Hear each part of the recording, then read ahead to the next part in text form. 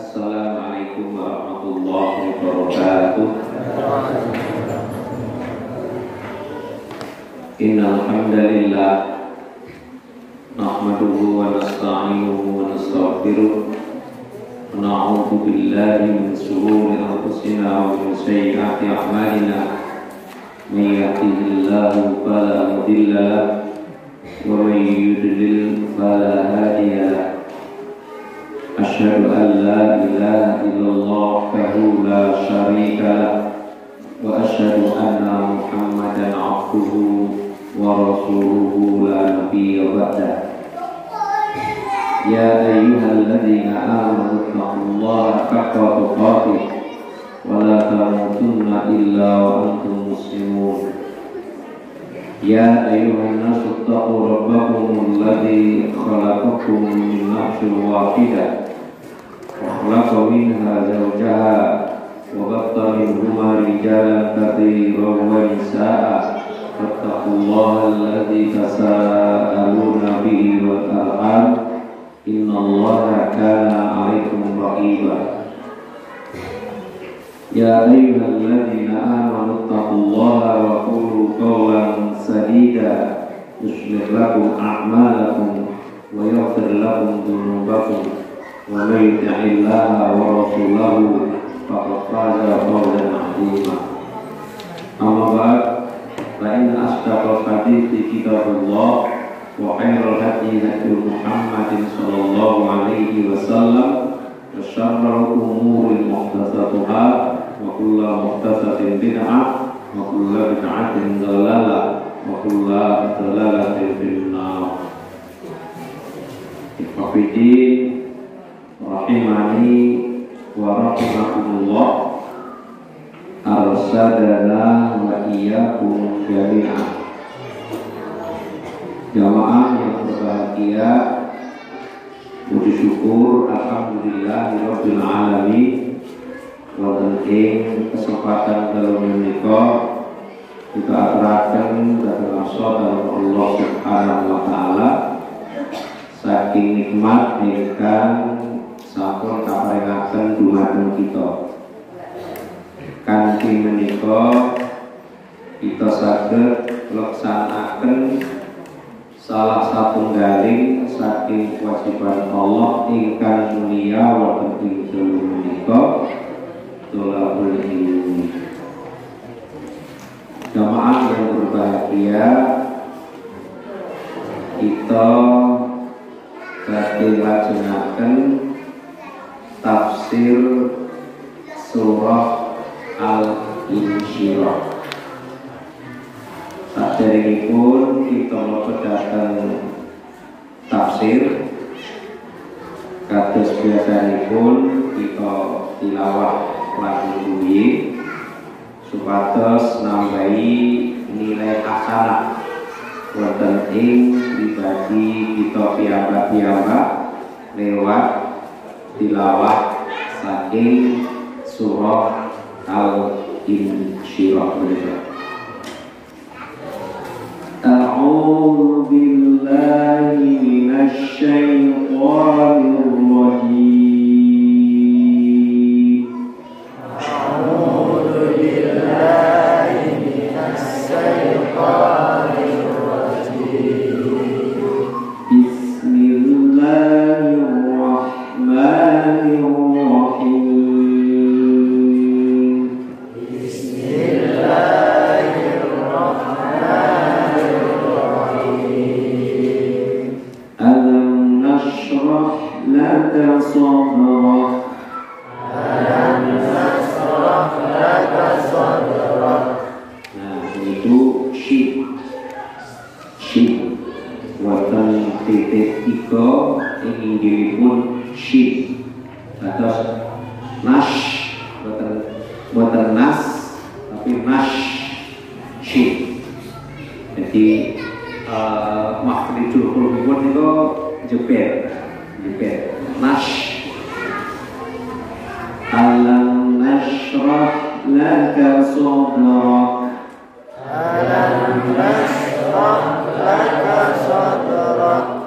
wa wada'na 'anka anka wizrak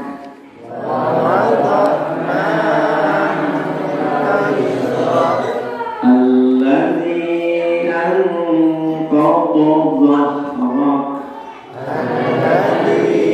anqadha dhahrak wa rafa'na laka dhikrak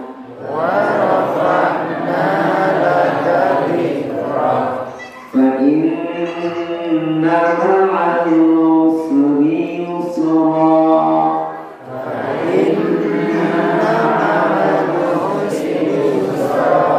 inna ma'al usri yusra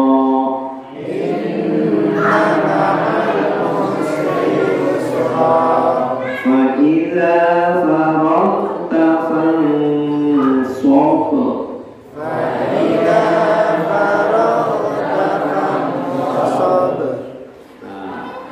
Huruf ghaib niku boten qalqalah. Jadi boten qalqalah. Jadi faragh faragh. Nah, nek qalqalah faragh. Jadi boten faragh faragh. Nek di qalqalahke faragh itu rada digeret. Nah, menika biasa. Ya. Fa idza faraghta fansab.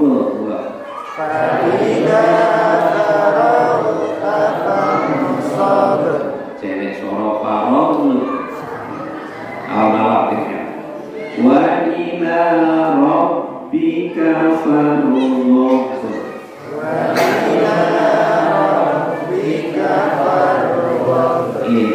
Alhamdulillah, mugi-mugi nanti tilawah kita menika badhe nuwuhaken nilai-nilai kesaenan wonten ing pribadi kita piyambak-piyambak. Jamaah ingkang kula hormati, kalau wingi pertemuan malam Kamis Kepengker sampun kita kaji satu ayat. Nggih menika ayat ingkang angka 9. Alam nashrah laka sadrak. Bukankah kami telah melapangkan untukmu dadamu. Ayat menika dadosaken satunggaling nikmat saking Allah Subhanahu wa taala dhateng Rasulullah sallallahu alaihi wasallam inggih menika melapangkan dada beliau. Melapangkan dada menika wonten kalih penjelasan ingkang sepindah secara maknawi. Jadi maknawi niku bukan makna yang sebenarnya. Ingkang kalih secara tohir, ya memang benar-benar dada. Nah, menika sampun kita kaji sesarengan wonten ing pepanggihan pekan Kepengker. Jamaah ingkang kula hormati, wonten ing dalu menika kita badhe lajengaken ayat kalih lan ayat 3. Kalih ayat menika dadosaken satunggaling satu bahasa. Bila kita gabungan ayat kalih wa wada'na anka wizrak, dan kami telah menghilangkan. Kami siapa? Kami Allah. Dan kami Allah telah menghilangkan darimu siapa? Nabi Muhammad Sallallahu Alaihi Wasallam. Apa? Bebanmu.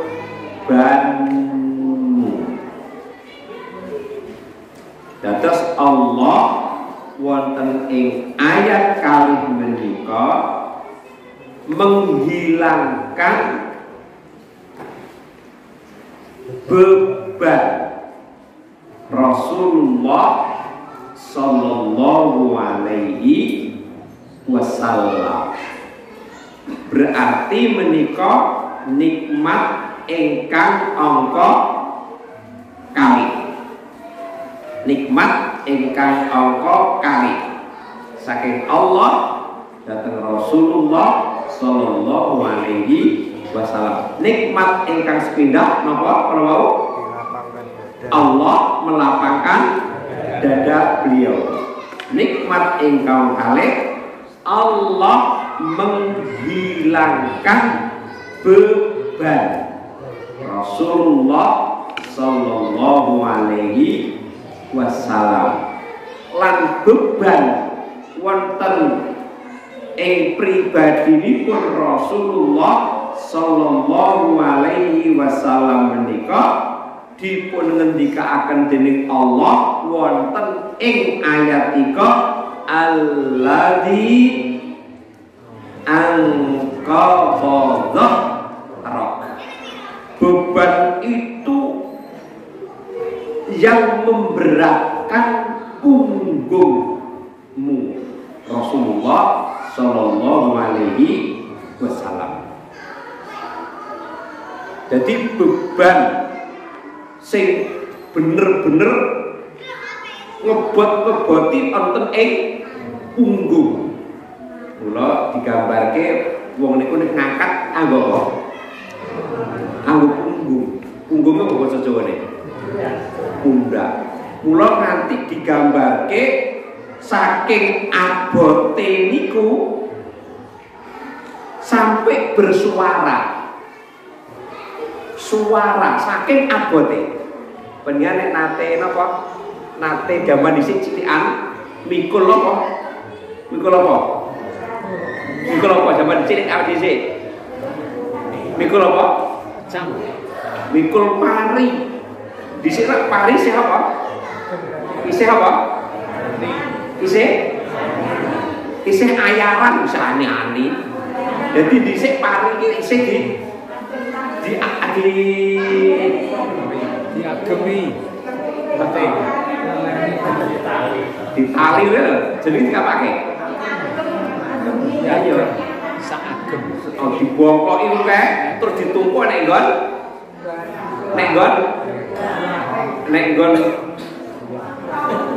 ora dipikul gentong enek nggon kerenjang kiwa tengen ditumpuk terus dipikul saking apa? Abote terus bersuara. Mula wonten ing ayat 3 niku karena beratnya jadi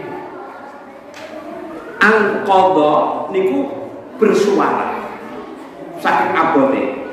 Biasanya suaranya apa? Krengket. Lah, beban yang menjadikan beratnya di pundak Rasulullah Sallallahu Alaihi Wasallam itu dihilangkan oleh Allah Subhanahu wa Ta'ala. Dan beban yang ada pada pundak Rasul yang berat itu dihilangkan oleh Rasulullah. Ini merupakan satu nikmat dari Allah Subhanahu wa Ta'ala. berbahagia. Apa yang dimaksud dengan beban yang memberatkan Rasulullah Sallallahu Alaihi Wasallam? Apa beban itu? Nah, sederhana kan? Nek maca terjemah pena, tapi baru mempelajari tafsir muncul keterangan beban itu apa wujudnya. Sinten sing pun preso pun arti maos penjelasan beban yang disandang Rasulullah yang berat itu beban apa? Apa? Iya, ada dua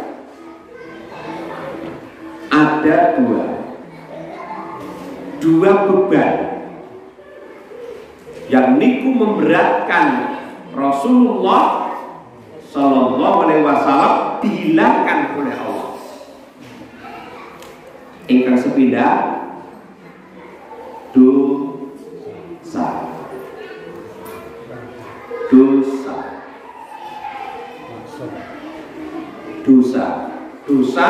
Rasulullah Sallallahu Alaihi Wasallam.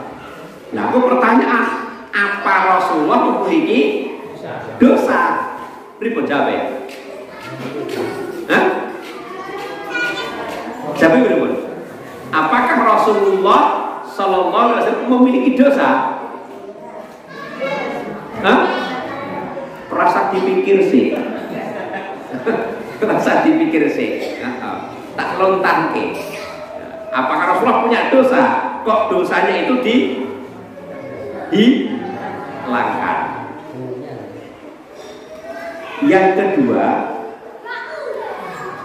yaitu beban yang memberatkan Rasulullah adalah tugas dakwah. Tugas dakwah. Ada dua beban.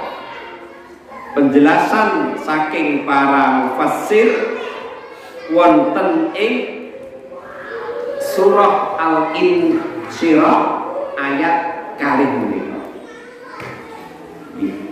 Beban yang pertama adalah dosa, beban yang kedua adalah tugas dakwah. Kedua-duanya ini merupakan beban yang berat. Beban yang berat. Nah, atas nikmat Allah itu dihilangkan dari pundak Rasulullah Sallallahu Alaihi Wasallam. Insya Allah dua beban ini kita kaji dalam pertemuan malam hari ini. Mudah-mudahan selesai. Kita kaji sareng-sareng beban yang pertama apa? Dosa. Apakah Nabi punya dosa?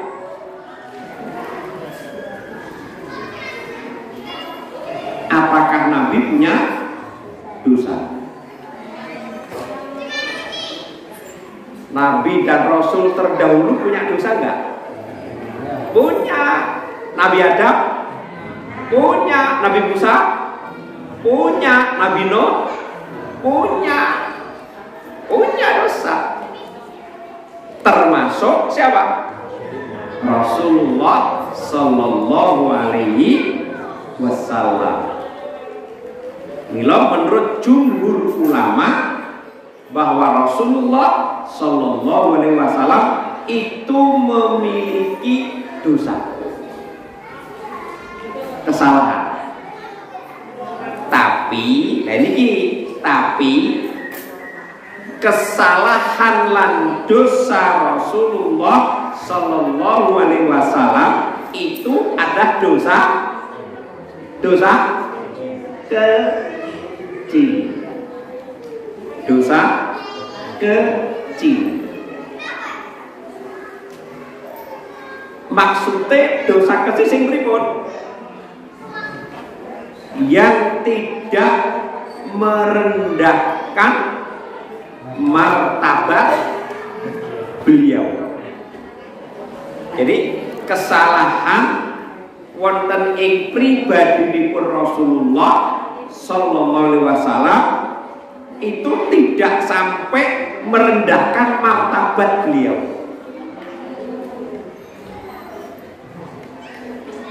Enten toh Pak, dosa yang sampai menjatuhkan martabat. Nah, kesalahan yang ada pada Rasulullah itu tidak sampai menjatuhkan martabat beliau. Misalkan apa? Bohong. Bohong itu benar-benar menjatuhkan martabat enggak? Menjatuhkan. Iya. Martabatnya apa? Harga diri. Gambarnya ora kah? Jen wis ora dipercaya. Rasulullah kesalahannya tidak sampai merendahkan martabat beliau seperti bohong, enggak. Mencuri menjatuhkan martabat, enggak. Berkhianat, menipu, enggak. Dan lainnya. Yang jelas dosa yang ada pada diri pribadi Rasulullah SAW tidak sampai merendahkan martabat beliau. Nanti kita kaji apa kesalahan dan dosa yang ada pada Rasulullah. Itu yang pertama. Yang kedua, dosa yang ada pada diri Rasulullah itu tidak berkaitan dengan wahyu. Tidak berkaitan dengan wahyu. Jadi kesalahannya tidak ada sangkut pautnya dengan wahyu yang diberikan oleh Allah Subhanahu wa ta'ala.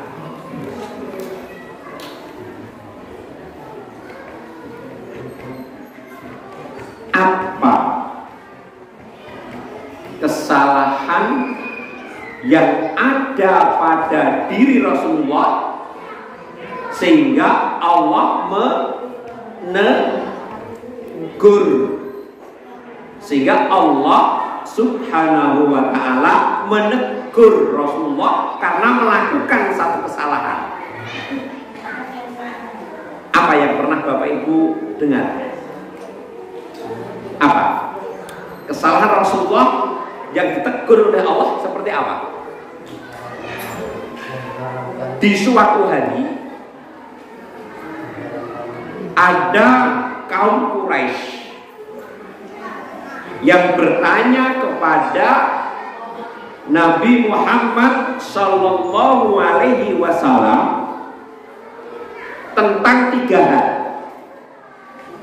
Jadi, ada orang Quraisy bertanya kepada Rasulullah Sallallahu Alaihi Wasallam tentang 3 hal. Apa? Yang pertama, agar Rasulullah menjelaskan tentang Ashabul Kahfi. Yang pertama. Yang kedua, agar Rasulullah menerangkan kisah Zulkarnain. Dan yang ketiga, agar Rasul menjelaskan tentang ruh. Tentang ruh.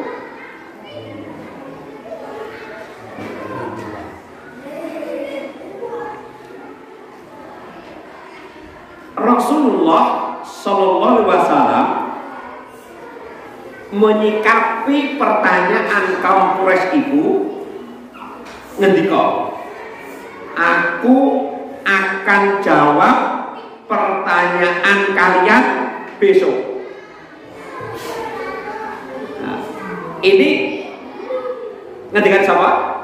Rasulullah. Ya Rasul, jelaskan padaku tentang 3 hal.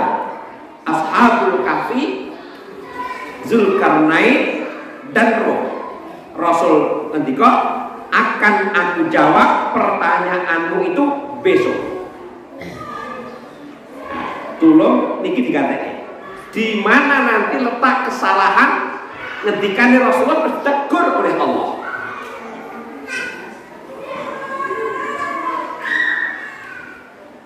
Rasulullah ketika menjanjikan akan menjawab pertanyaan besok pagi itu tidak disertai dengan kalimat insya Allah. Cuma itu. Ya, aku akan jawab besok tanpa menyertakan insya Allah. Setelah itu Rasulullah Shallallahu Alaihi Wasallam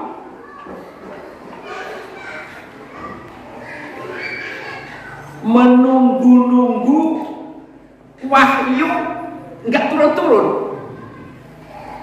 Kan Rasulullah jawabnya itu pasti ada wahyu. Bab wa ma yantiqu anil hawa in huwa illa wahyu yuha. Surah apa nih? Surah Surah Al-Quran. Wa ma yantiqu anil hawa in huwa illa wahyu yuha. Dan tidaklah apa yang diucapkan oleh Rasulullah itu melainkan wahyu yang diwahyukan. Surah apa? An-Najm ayat 2 dan 3 ada salah. Lah Rasulullah menjawab besok pagi akan saya jawab. Dan ditunggu-tunggu wahyu itu tidak turun sampai 15 malam. Bayangkan, padahal ketikanya kapan? Besok. Lah ditunggu nggak turun-turun. Ini Jibril andi gitu. Orang medun-medun piye kan. Sampai 15 malam. Malaikat Jibril tidak kunjung datang. Nah, saat itulah mulai orang-orang Mekah itu mencemooh kepada Rasulullah, dan Rasulullah sendiri mulai sedih. Ya kan? Mulai sedih.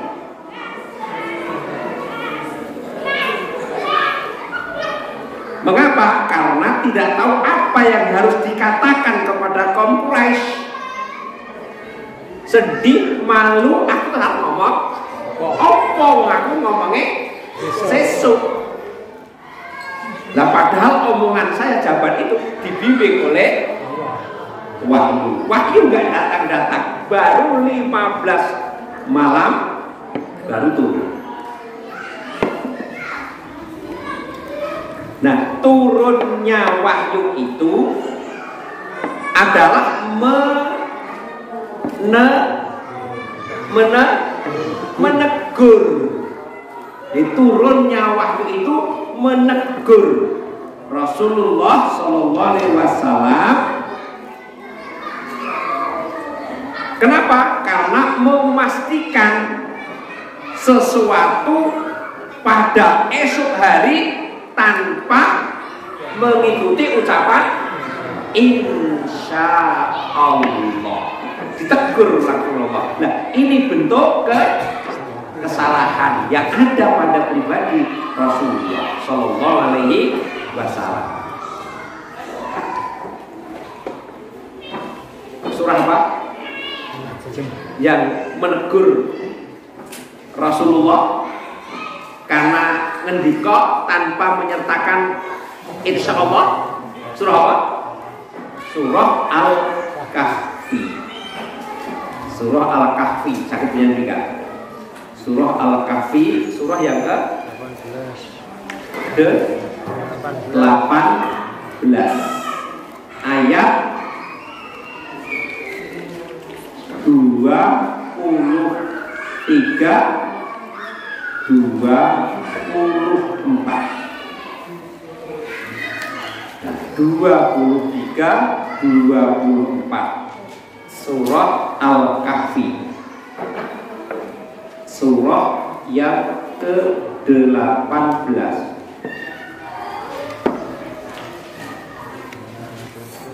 Wala taqulanna li syai'in inni fa'ilun dzalika ghadan illa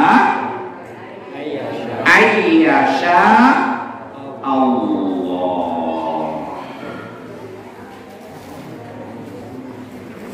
Wadhkur rabbaka idza nasita wa qul asa ayyahdiyani rabbi li aqraba min hadza rasyada. Dan janganlah Allah nanti kok, dan janganlah sekali-kali apa betul? Engkau mengatakan sungguh aku benar-benar pasti melaksanakan itu besok. Nah, nggak boleh ngomong seperti itu. Ya sudah besok, karena itu mau Rasulullah, besok saya jawab. Maka ditegur oleh Allah, jangan sekali-kali engkau mengatakan sungguh aku benar-benar pasti melaksanakan itu besok, kecuali dengan mengatakan insya Allah. Nah, Bapak Ibu, ini menjadikan satu pelajaran bagi kita. Rasulullah pernah ditegur. Nah, kalau kita mengatakan sesuatu dengan orang lain, mengadakan satu perjanjian atau ngapa, ucapkan insya Allah. Apa artinya insya Allah? Apa artinya insya Allah? Apa artinya? Jika Allah menghendaki. Tapi dengan catatan jangan memainkan kata insya Allah. Besok pagi berangkat ya, insya Allah. Ora neng opo-opo, tongkrang-tongkrong, ditegur, biar apa kan? Loh, aku nak ngomong insya Allah, toh gak begitu. Insya Allah itu kalau Allah kehendaki, misalkan dicabut apanya? Nyawanya. Ya, dicabut nyawanya. Rasido, mau mati yo. Atau dicabut apanya? Kesehatannya. Karena sakit. Ya sudah, ya jadi. Ya karena apa? Allah tidak kehendaki. Tapi kalau tidak ada masalah, tidak ada sesuatu yang merintanginya, berarti Allah menghendaki, maka berangkatlah. Jangan itu dijadikan satu dasar. Apa orang ngomong iya kan cuma insya Allah kalau Allah kehendaki. Nah, itu yang pertama. Kesalahan Rasulullah yang pertama ditegur oleh Allah Subhanahu wa ta'ala. Yang kedua, kisah siapa?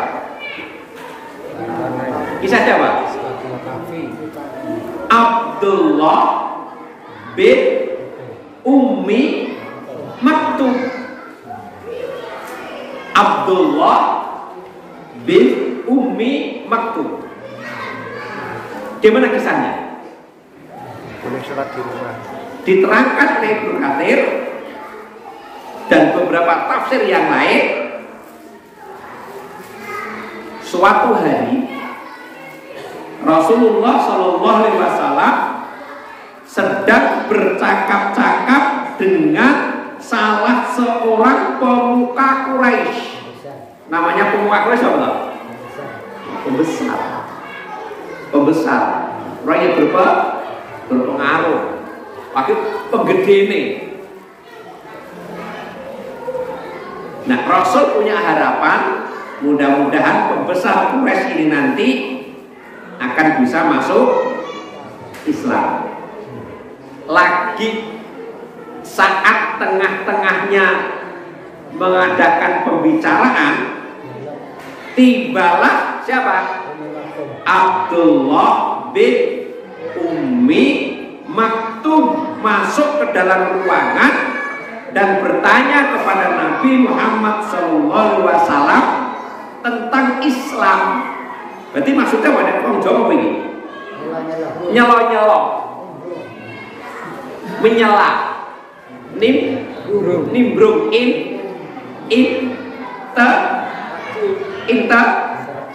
interupsi, apa nugel sih gitu.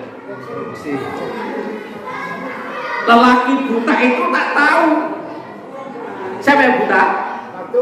Umi Maktum nggak ngerti karena buta. Dengan siapa Rasulullah itu berbicara, namanya buta.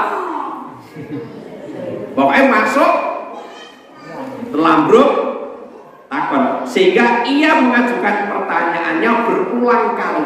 Takon bola-balik. Nah, karena takon bola-balik, Rasulullah masih berbicara dengan penggede Quraisy. Sekilas Rasulullah menampakkan wajah masam di hadapan Ummi Maktum. Wajah masamnya apa tak? Ibu udah ora? Wajah masamnya apa?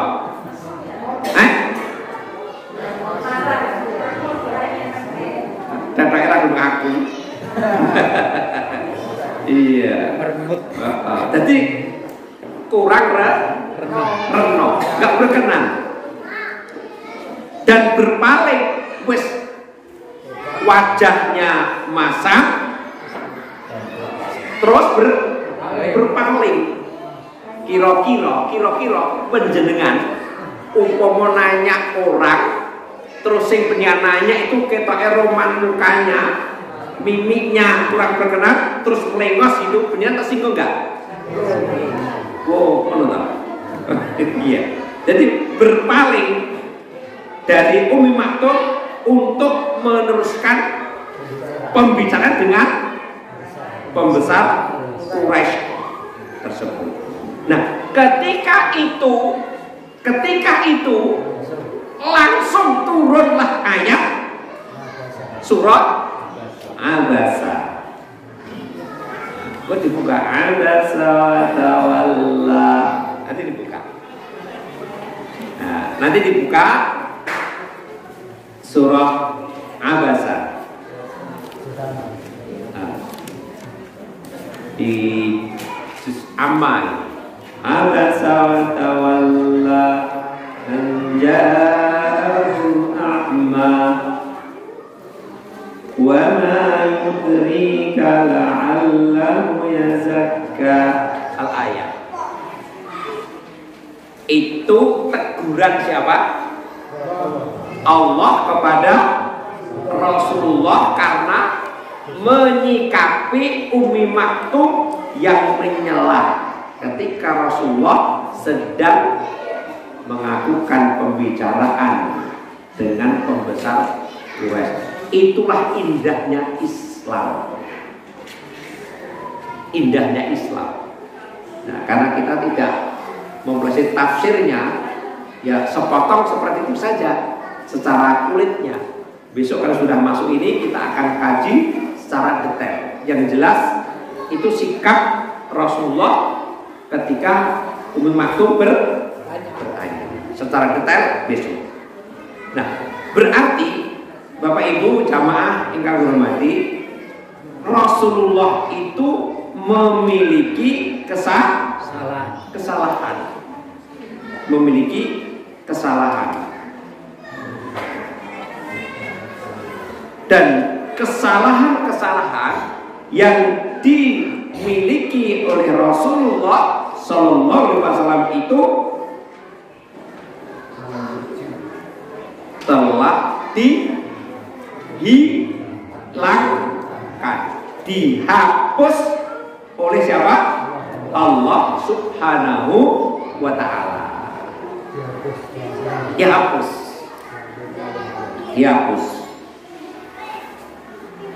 Dan penghapusan dosa Rasulullah itu tidak hanya itu toh. Dosa yang dulu dan dosa yang akan datang. Ini merupakan satu nikmat yang luar biasa dari Allah.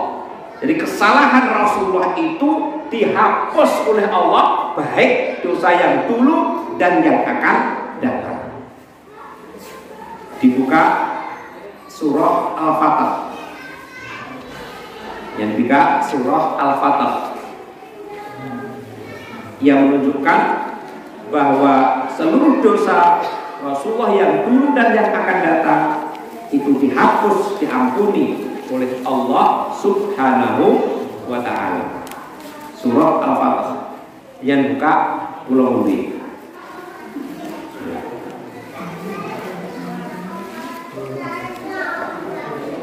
Namun surah Al-Fatah surah yang ke berapa? 48. Moga dipun bika rasa golek tulisan Al-Fatah nomor 48. Golek Al-Fatah ra ketemu. Ora tulisane kaya ngopo. Nah, golek nomore. Ndak boleh dilanjut bahasa Arab.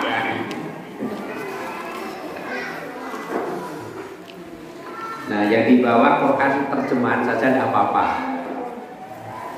Nanti penjenengan juga bisa membaca terjemahnya. Nanti kalau mencari cepat, karena ada nomornya dengan bahasa Indonesia. Ya, surah Al-Fatah, surah yang ke-48 ayat 2.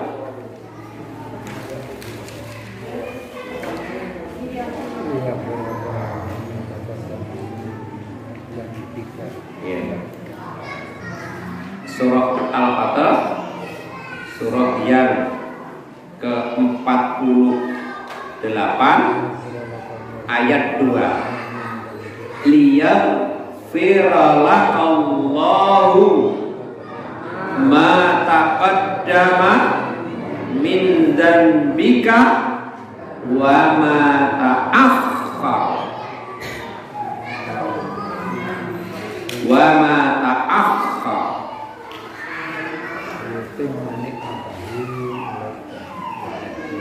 supaya Allah memberi ampunan. Liyaghfira, Allah memberikan ampunan kepadamu. Mu siapa? Muhammad.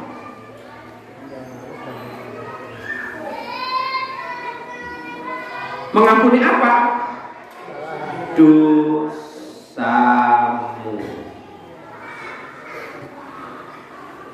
Yang lafaz dosa yang mana? Dan bik dosamu. Allah memberi ampunan kepadamu terhadap dosamu yang telah lalu. Mana yang telah lalu? Takot ya. Yang telah lalu dan yang akan datang. Subhanallah. Jadi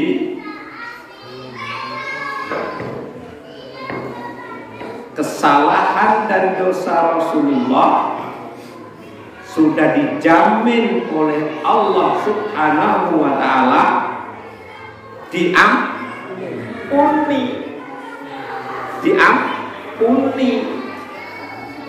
Lah, dosa itu sebagai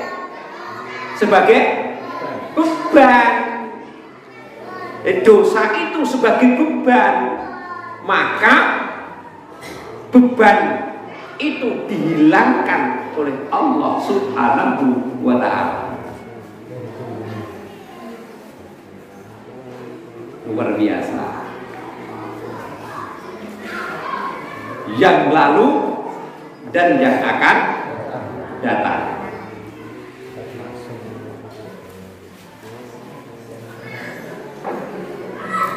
Jamaah yang hormati, meskipun Rasulullah itu telah diampuni dosanya yang dulu dan yang akan datang, tapi bagaimana Rasulullah menyikapi telah mendapatkan ampunan itu?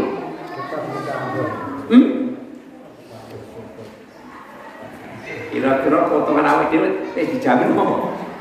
Ya, bukan singsa sakal dhewe ngono apa dijamin dhewe ngono ta? Jingklak wis ora apa. Tapi Rasulullah bagaimana setelah mendapatkan jaminan ampun?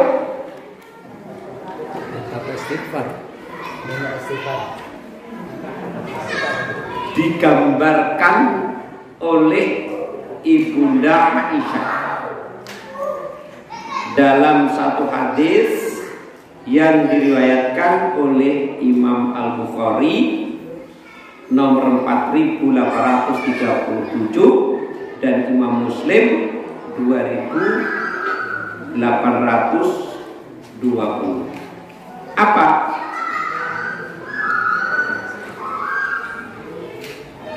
Ngendikane Aisyah, apakah Nabi sallallahu alaihi wasallam yaqumu minal laili hatta yatafattara qadamahu. Nah, jadi Rasulullah itu kalau sholat malam digambarkan sampai kakinya bengkak. Ada kakinya pecah, bengkak. Bengkak ya betul. Abu, kenapa Pak? Sikilnya sabu. Karena lamanya berdiri. Sirkulasi apa? Sirkulasi darah nggak bisa jalan karena tertekan, terus jadi bengkak abu. Pengen pernah abu nggak? Pernah? Kena ngopo? Iya. Rasulullah abwe karena berdiri lama ketika sholat lail. Nek penjenengan awake abwe apa kok?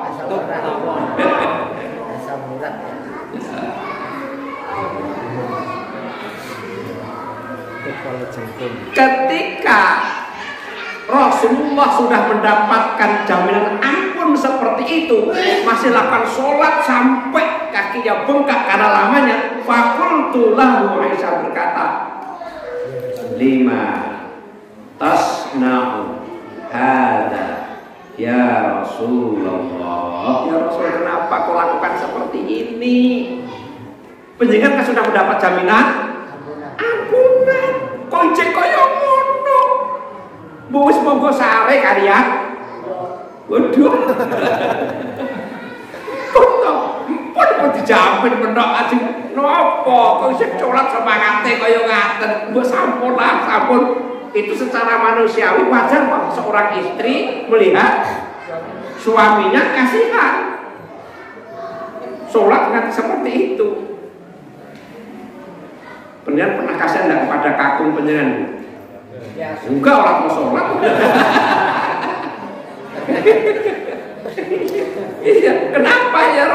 melakukan seperti itu udah dapat ampun.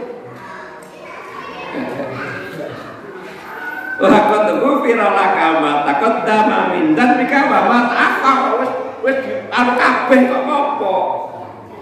Apa kata Rasulullah? Apa kata Rasulullah? Kira-kira ngono nek kira-kira ngono diloroi ngono piye? Awake dhewe potongan awake dhewe digedor-gedor ngono piye? Oh, aku ya. Ngono ya. Aku ya. Tak lerene ya. Iya ta. Lah iya. Kira-kira piye? Diloroi seperti itu. Patok toh? Patok toh? Kala Rasulullah jawab, waduh, istriku yang tercinta, afala akunu abdan syakura. Apakah aku, nah gitu, nggak boleh untuk menjadi hamba yang bersyukur. Ini jawaban yang luar biasa. Weh dijamin.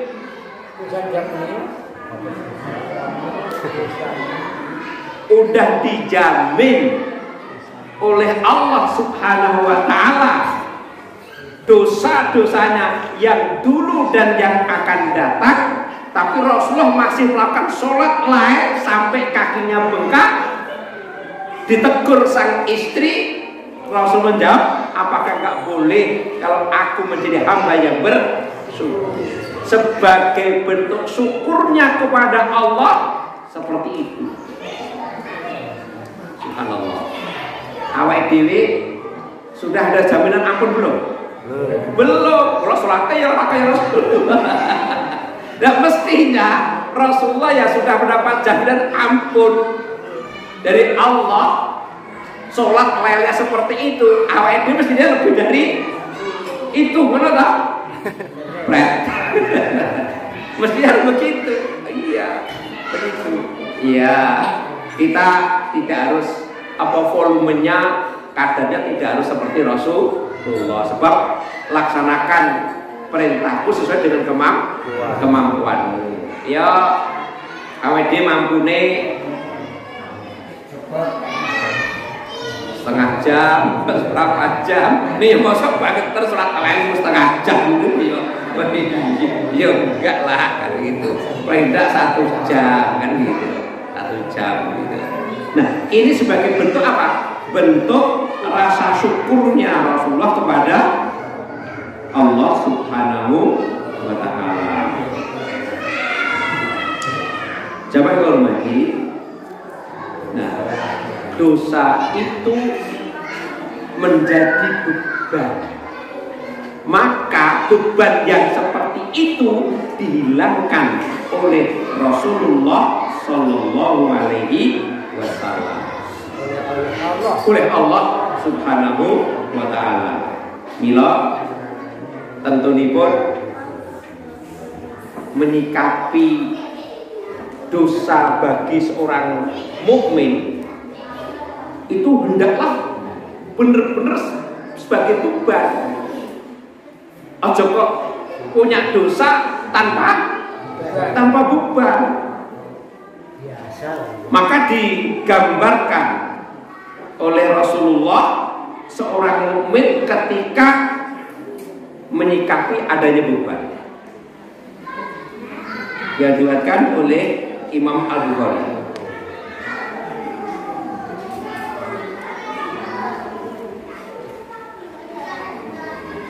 Abdullah bin Mas'ud anin Nabi sallallahu alaihi wasallam qala innal mu'mina yara dunubahu ka'annahu qa'idun tahta jabalin yakhafu ayyaqa alaihi wa innal fajira yaradhunubahu kadubabin marra ala anfihi faqala bihi hakada. niki ada dua orang membandingkan ketika menyikapi dosa. Siapa? Orang mukmin dan orang yang fajir. Terus pundi perbedaannya? Orang mukmin ketika ia melihat dosa-dosanya, jadi orang mukmin ketika mengerti dosa-dosanya seperti ia duduk di lereng sebuah gunung. Orang mukmin itu ketika ingat akan dosanya seolah-olah dia ini duduk di lereng sebuah gunung dan ia sangat khawatir kalau gunung itu runtuh. Betul kan? Betul banget. Itu orang mukmin ketika menyikapi dosanya seperti takutnya kalau nanti keruntuhan gunung. Beban enggak? Beban. Itu seorang mukmin, apalagi siapa? Rasulullah Sallallahu Alaihi Wasallam ketika memiliki dosa meskipun kecil menjadi beban, maka itu dihilangkan oleh Allah Subhanahu wa Ta'ala. Sedangkan orang fajir, orang yang selalu berbuat dosa, ketika ia melihat dosa-dosanya seperti ia melihat seekor lalat yang hinggap di batang hidungnya. Terus mengusah tok ini, wah seolah-olah apa? Enggak punya beban. Jadi uang kuwi nek enek laler mencok nek irup piye? Sekedar buang ini. Enggak punya beban sama sekali. Nah, pantas kalau dosa itu merupakan satu beban dari Rasulullah dan dihilangkan oleh Allah Subhanahu wa Ta'ala. Sebagai bukti dosa itu sebagai beban, Rasulullah Sallallahu Alaihi Wasallam bersabda, diriwayatkan oleh At-Tirmidzi, Ahmad, fa inna sidqa tuma'ninatun wa innal kadhiba ribatun. Dosa akan menggelisahkan jiwa. Dosa akan menggelisahkan jiwa. Berarti nek jiwanya gelisah, berarti merupakan beban. Ini bagi siapa? Orang kok mukmin. Wong mukmin itu kalau punya dosa, jiwanya gelisah karena dia punya satu beban. Kok enek wong tumindak dosa kok malah tertawa gitu. Berarti dia tidak punya beban sama sekali.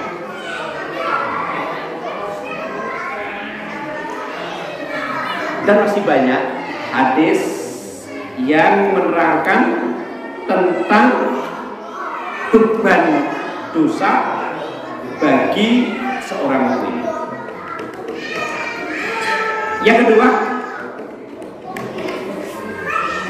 apa beban yang disanjang berat bagi Rasulullah, yaitu tugas dakwah. Tugas dakwah.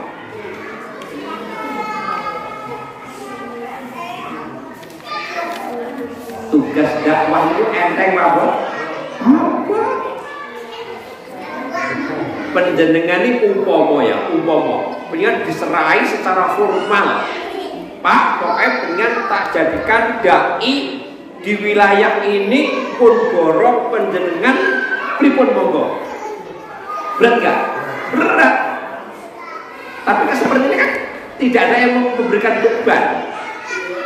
Tapi Rasulullah diangkat oleh Allah sebagai utusannya untuk mendakwahkan wahyu.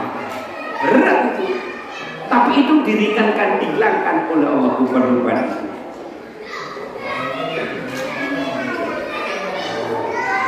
betapa banyak beban-beban yang disandang oleh Rasulullah Shallallahu Alaihi Wasallam dari berbagai macam arah ketika Rasulullah berdakwah. Yang sederhana, Rasulullah itu dituduh orang gila, melaksanakan dakwah dituduh orang gila. Di mana tuduhan Rasulullah sebagai orang gila diabadikan oleh Allah pada surah Al-Hijr. Diabadikan oleh Allah pada surah Al-Hijr. Rasul dituduh gila. Surah Al-Hijr, surah yang ke 15, ayatnya 6. Wa qalu ya ayyuhalladzi nuzzila alaihi dzikru innaka lamajnun.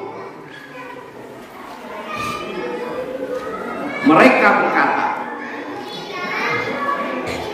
hai orang yang diturunkan Al-Quran kepadanya. Berarti siapa? Rasulullah SAW. Sesungguhnya kamu adalah innaka la majnun, benar-benar gila. Cerita seperti ini sejak kecil sudah kita dengar. Rasulullah dituduh gila, tapi tempatnya di mana? Di surah Al-Hijr ayat 6, dan diabadikan oleh Allah. Dan itu benar, orang cerita kata Allah, Rasul dituduh gila. Kira-kira penyanyi dakwah dituduh gila, kira-kira biar beban dah? Beban gila. Lagi Rasulullah dituduh sebagai tukang sihir atau terkena sihir. Waduh, 1 jam lebih, 1 jam lebih 10 bisa. Lebih ya. Nyata mas saya, YouTube-nya. Ya. Tukang sihir atau terkena sihir diabadikan oleh Allah di surah Shad. Tadi tadarus surah Shad ya Pak Maria. Pas toh surah Shad. Hah? Surah yang ke-38.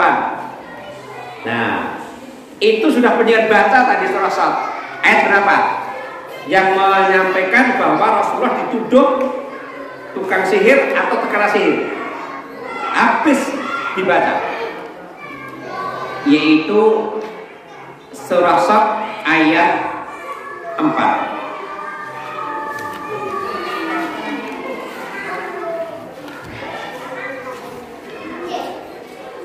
Wa ajibu an ja'ahum mundhirum minhum. Terus wa qala kafiruna hadza sahirun kadzdzab.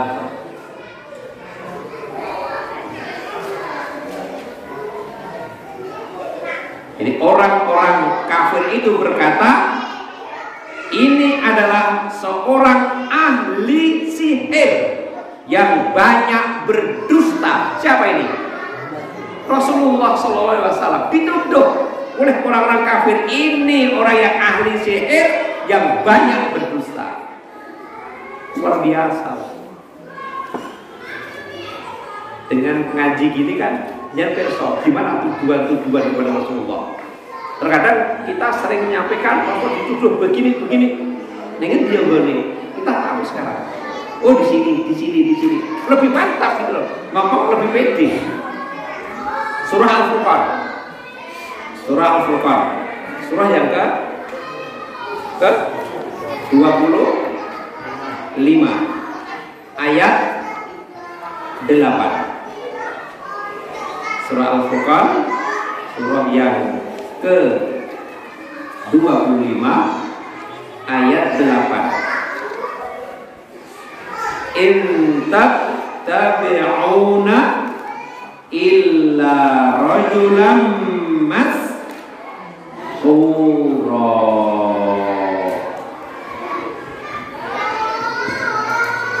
Orang-orang zalim itu berkata, kamu sekalian tidak lain hanyalah mengikuti seorang laki-laki yang kena sihir. Siapa itu? Rasulullah SAW. Jadi dituduh kena sihir.